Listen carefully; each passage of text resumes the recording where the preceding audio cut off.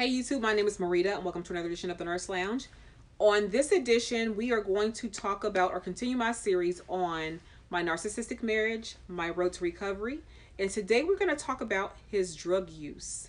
So if you want to see what issues I dealt with when it comes to his drug abuse, stay tuned. All right, we are back. My name is Dr. Marida P, and I am a registered nurse. However, this video is talking specifically about my marriage to a narcissist.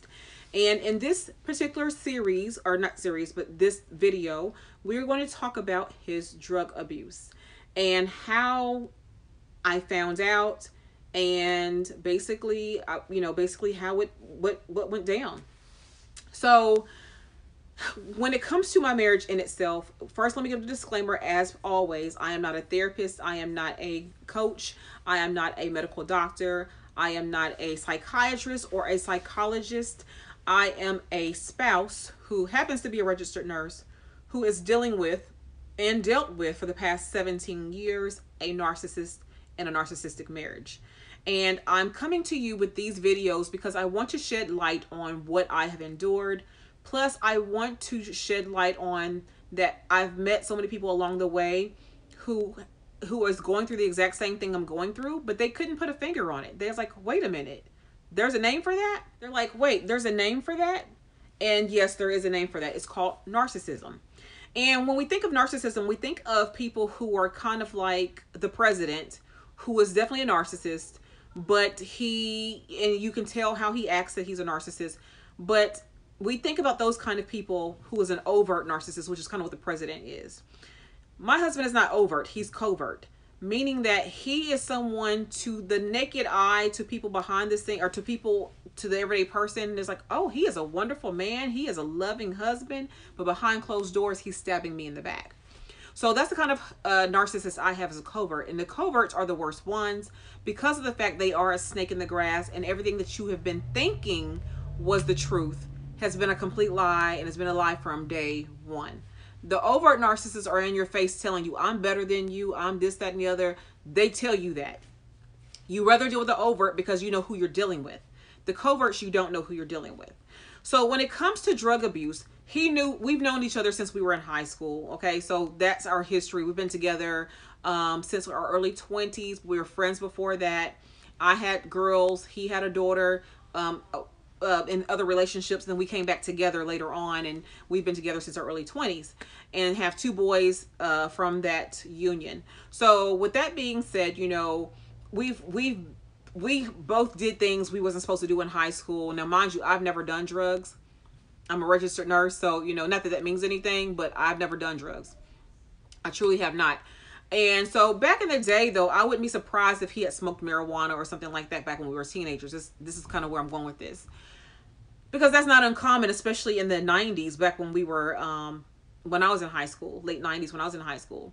However, I did tell him once we got married and things like that, that we could be, and he had stopped, but we couldn't be doing things like that because, you know, I have children. And, for me, I'm at a point in my life where I was going to clubs, I was doing all kinds of things, wearing short skirts. But once I became a mother, and once I wanted to definitely embrace that role as a mom, I wanted to make sure that I set examples for my children by not, you know, I don't drink anyway, but by not doing drugs or being around people who do drugs, and not being in environments that are not conducive to me being a mother and being a effective mother, shall I say.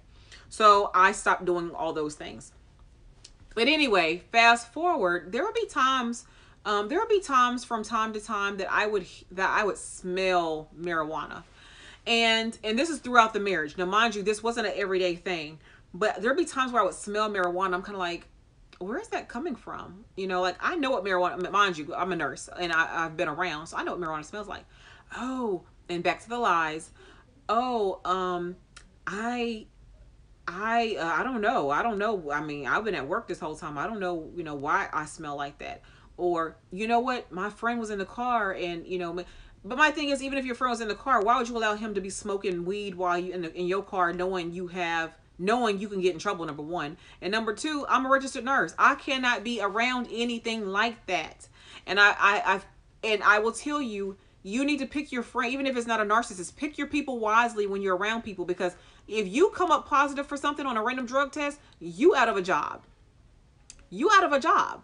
So make sure that you're not around these people who doing these kind of crazy drugs and stuff. You cannot jeopardize your life. You have everything to lose. And in this case, the narcissist has nothing to lose. Okay. So be mindful of that. So I'm like, you cannot be around people doing that. And, you know, of course I wouldn't smell it for a while, whatever. But then fast forward throughout the years, I would smell it here and there. He would smoke cigarettes that I knew nothing about until I was wondering why he was always coughing. That smoker's cough. Oh, it's my allergies. Ain't no allergies. That's that smoker's cough that he had. And in hindsight, that's that smoker's cough he had. But, and again, that's not a drug, but in terms of a legal drug. But the point is, he would do things like that behind my back. He was smoking cigarettes. He was doing things like that. And cigarettes in itself is not bad, but I have two girls who have respiratory issues. My oldest daughter, who's 22, has asthma. And mind you, we're talking about while she was growing up. And my second daughter has bronchitis that flares up. And then my baby actually has asthma as well. So it's kind of like we have respiratory problems in our family, and I don't need you to be doing any type of smoking or anything like that around my kids or come home smelling like it. So that was understood when we got married, but he would still do things on the sly anyway. He didn't care. He would just do things on the sly regardless. And so I want to say probably about a month ago at this point in time. So this is June of 2020. This is probably about May. Yeah, sometime in May of 2020. He had came to the house, and he came in, just popped in one day. Because mind you, we were already separated in terms of, you know, but he came in one day, still had a key, and came in one day from work, and he smelled like pure marijuana, like he had just wallowed in it. And I'm like, okay, why are you smelling like what? No, don't come to this house smelling like that. I had him immediately leave when he did that, because for one, he was in uniform for work. So, I mean, was you doing this at work? What are you doing? So he, you know, he is someone who does not do well with anything like that. He messes everything up. And I'm pretty sure that he was smoking marijuana that day. Now, for some of you all, marijuana may be legal, but it's not legal here in Tennessee. And not here in Tennessee, not being legal means I can lose my nursing license if I come up positive for marijuana. So I don't, not only do he not need to be doing it, because he shouldn't be doing it anyway, but he don't care about the fact that I could, if I breathe it in and I come up positive on a random test, that I could be in trouble and be registered as an abuser of drugs and have to go undergo treatment plans because of him. That is how real it is for a nurse, okay? So, or someone who has licenses to get, you know, drug tested and things like that. So February 28th, I remember this day specifically, because of the fact that I was going to a concert that night. This is before COVID really got big, okay? COVID was going on, but it hadn't really hit hard here in the States yet. They were still having concerts. As a matter of fact, that was the last concert I went to, was February 28th. It was Keith Sweat. So I went to go see Keith Sweat and some people. But anyway, that day of the concert, he walks into my room and says, "I have something to tell you." And I'm like, okay. And mind you, our relationship was done anyway, but he was still trying to use tactics to get empathy from me, for me to feel sorry for him. He always played the victim, like I said, but he was always trying to get something out of me because he knew we were doing the silent treatment at that point in time, where it means I wasn't talking to him at all. And for narcissists, they have to have attention. So negative attention is better than no attention at all. So they will make up something, pick fights, do anything they need to do in order to get a rise out of you. So he says, I just want you to know I've been doing drugs. That's exactly how he says it. I've just been doing drugs. And I'm like, been doing which ones? Oh, I don't want to talk about it. I said, well, if you come in clean, you might as well go ahead and come on clean. Doing which ones? Now, I wouldn't have been surprised if he said marijuana, because I can smell it half the time. Oh, I've been doing cocaine. I said, man, if you don't get out of here with that. First of all, I'm a nurse, and I've had patients who do cocaine, who've done cocaine. And I said, well, how long have you been doing cocaine? And he said 3 years. He said, I didn't even need therapy or intervention or nothing. I just stopped cold turkey. You've been doing cocaine for 3 years. You done stopped cold turkey and you ain't had no withdrawals. Yeah. How you think I've been functioning real good? I've been functioning real good. How you think I've been doing that? I said, cause you ain't doing no cocaine. You ain't doing no hard cocaine. You ain't get, and then I said, on top of that, how are you paying for your cocaine? Oh, I get it for free. Now, you know, he lying now, cause narcissists lie all the time anyway. You know, he lying now. He paying for it somehow, some way, whether it be through sex, whether it be through some other type of activity, or he paying for it, but he paying for it somehow, some way. And I said, so you telling me you've been on cocaine for 3 years. Now I'm laughing at this point because at this point this is comical to me now. Because you lying. You so desperate for attention that you gonna make up something to say that you doing cocaine. He was lying, because again, people who do cocaine and do it hard like that for 3 years, they withdraw when they don't get it. And I was around him daily enough to know if there were signs and symptoms of withdrawal, and I know what they are because I do this for a living as a nurse, where I have patients who withdraw from, you name it, cocaine, meth, marijuana, even when they don't have that, and how they kind of go through things. It's not as bad as cocaine or meth or heroin, but they still have withdrawal symptoms. And so he never exhibited any of those kind of symptoms. So I knew at that point in time that he was not telling me the truth. And he just walked out the house like he had said happy birthday or something. I'm like, did that just happen? Did he just tell me? So then I'm on my phone texting my friends. I'm like, okay, he said he was on drugs. And they were like, girl, please.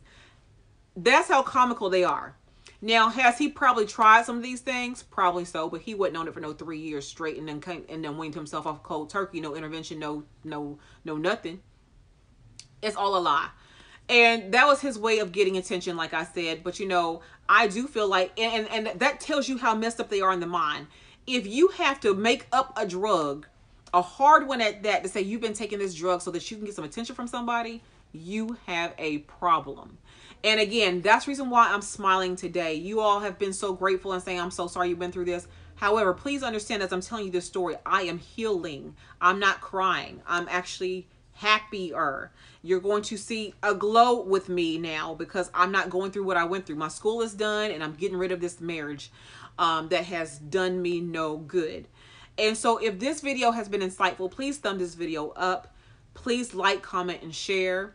And definitely, if you're going through something like this, I'm not telling you to leave. I'm not telling you to stay. I'm just saying, think about what's going on and make a decision for you and your children if you have some.